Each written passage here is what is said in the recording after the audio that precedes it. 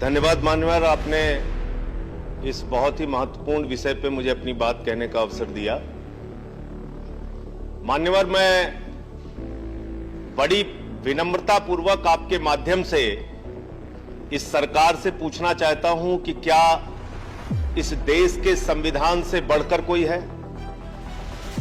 क्या इस देश के संविधान से बढ़ के ये सरकार है? क्या इस देश के संविधान से बढ़ के कोई राज्य सरकार है? क्या इस देश के संविधान से बढ़ के कोई सदन का सदस्य है? मान्यवर, इस देश के संविधान ने व्यवस्था दी, इस देश के संविधान ने राज्यों को अधिकार दिया, लेकिन धीरे धीरे करके आप राज्यों के दिए गए अधिकारों को छीनने का काम कर रहे हैं। सेल टैक्स राज्य का अधिकार, आप जीएसटी लेके आते हैं। मोटर व्हीकल राज्य का अधिकार, आप मोटर व्हीकल एक्ट लेके आते हैं। कृषि राज्य का अधिकार, आप कृषि काला कानून लेके आते हैं। दिल्ली की विधानसभा, देश के संविधान के तहत बनाई गई विधानसभा, आप विधानसभा की कमेटियों का भी पावर छीन लेते हैं। और इस डैम सेफ्टी बिल में मान्यवर आप वही काम कर रहे हैं। हमारे यहां एक कहावत है, तू कौन मैं खामखा। आपसे किसने कहा कि आप राज्यों की डैम सेफ्टी के अंदर इंटरफेयर कीजिए? किस राज्य ने आपसे अनुरोध किया? तमिलनाडु का विरोध है, केरला का विरोध है, उड़ीसा का विरोध है, कर्नाटक का विरोध है।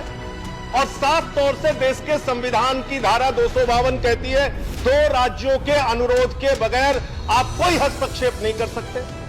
बावजूद इसके आप देश के संविधान के विपरीत जाके हर क्षेत्र में अपनी मनमानी और तानाशाही थोपते जा रहे हैं। इसलिए मैं इस बिल की निंदा करता हूं, आलोचना करता हूं। और जैसे आप कृषि बिल में 1 साल तक किसानों को सड़क पर रखकर 750 किसानों की शहादत लेकर आपको मजबूर होना पड़ा यूपी का चुनाव देख के वो बिल वापस लेने के लिए, ऐसी परिस्थितियां आएंगी कि आपको कल को यह बिल भी वापस लेना पड़ेगा। इसलिए अभी भी सुझाव है कि इस बिल को आप सेलेक्ट कमेटी के पास भेजिए।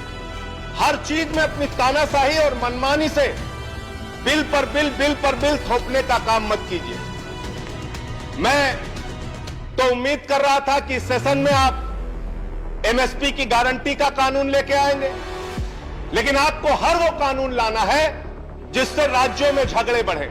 इसमें क्या क्या प्रावधान दिया है मान्यवर? आप इस बिल के अंदर मेंटेनेंस के लिए जो पैसा है, जो फंड है, वो तो आप लेंगे राज्य सरकार से।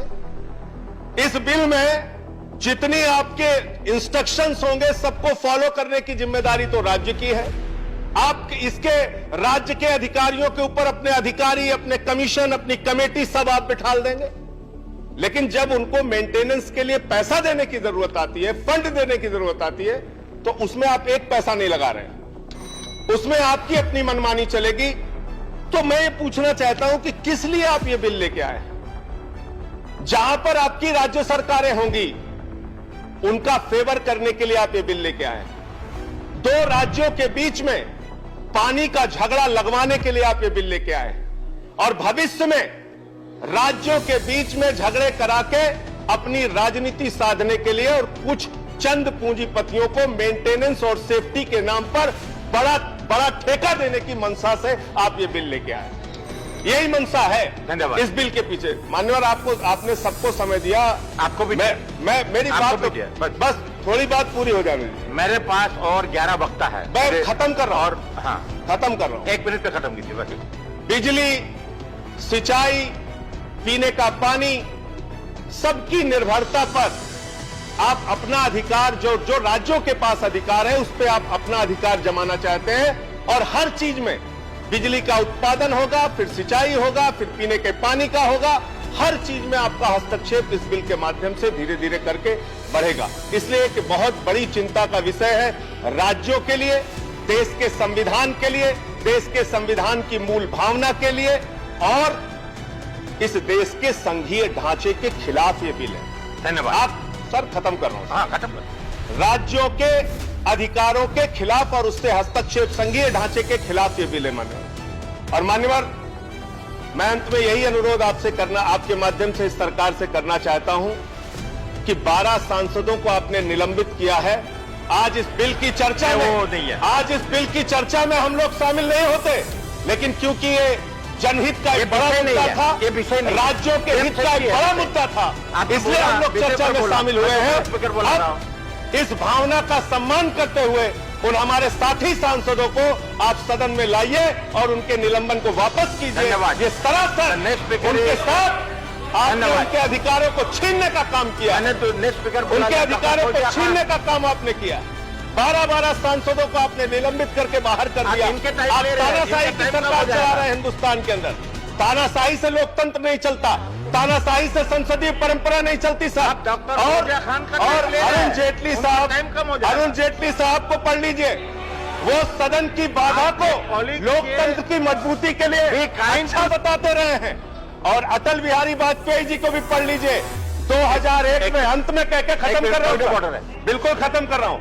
2001 point of order अरे है। सर, अटल बिहारी वाजपेयी जी का वक्तव्य तो याद करा लेने दीजिए इनको। स्वर्गीय प्रधानमंत्री अटल बिहारी वाजपेयी जी ने कहा था, बहुमत के दल को सदन चलाने की सबसे बड़ी जिम्मेदारी है। आप सदन को चलाने की जिम्मेदारी आपके ऊपर है। आप विपक्ष के सांसदों का इस तरीके से उनके अधिकारों का हनन नहीं कर सकते। इस तरीके से उनको निलंबित कर सकते। Sir, I'd like to mention that there is a